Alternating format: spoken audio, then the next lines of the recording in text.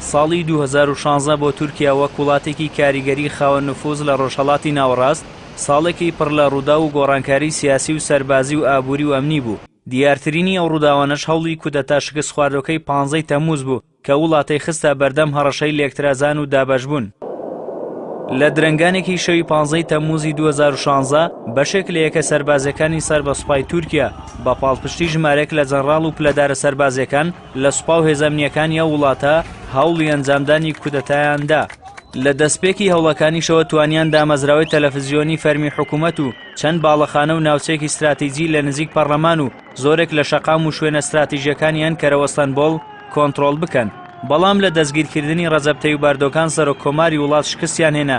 لە کاتێکدا یەکەیەکی سەربازی تایبەت بۆ دەستگیرکردنی ئەردۆغان هەڵیان کۆتا سەر ئەو میوانخانەیەی کە ناوبراو بۆ وەرگرتنی پشوەکانی لێی نیشتەجێ بوو.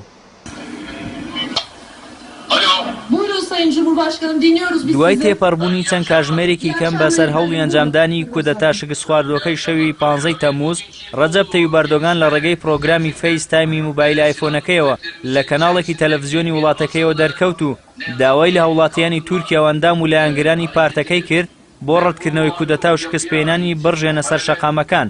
لە بەرامبەریشدا زۆربەی هاوڵاتیانی تورکیا بەدەم بانگەوازەکەی سەرۆکۆمارەوە چوون و لە زۆربەی شارەکانی تورکیا خۆپیشاندانی بەرفراون بۆ دژایەتی هەوڵی کودەتا دەستی پێکرد.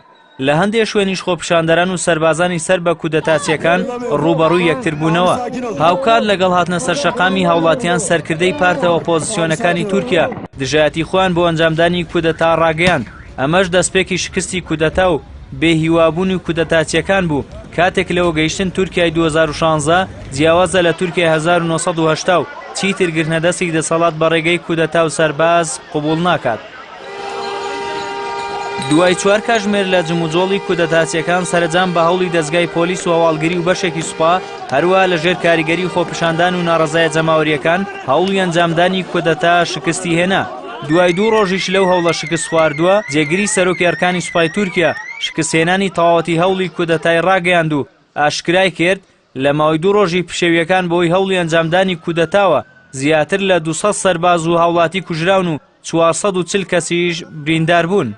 ڕاستەوخۆ دوای هەوڵی کودەتاکەی 15 تەمموزی 2016 دەسەڵاتدارانی تورکیا بزوتنەوەی خزمەتی فەتحوڵا گولەنیان بە تێوەگلان لە ئەنجامدانی کودەتا تۆمەتبار کرد و هاوکات هەڵمەتێکی فراوانی پاکتاوکردنی ئەندامانی بزوتنەوەکەی گولەنیان دەست پێ کرد و هەزاران دادوەر و ئەفسەری سەربازی و مامۆسای زانکۆ و ڕۆژنامەنووس و چالاکی مەدەنی بە تۆمەتی پەیوەندی هەبوونیان بە هەوڵی کودەتاکەوە دەستگیرکران. ئەمە جگەلەوەی 24 دەستگای ڕادیۆ و تەلەڤیزیۆنی تورکیا بە تۆمەتی پەیوەندیان بە بزوتنەوەی فەتحوڵا گولەنەوە داخران.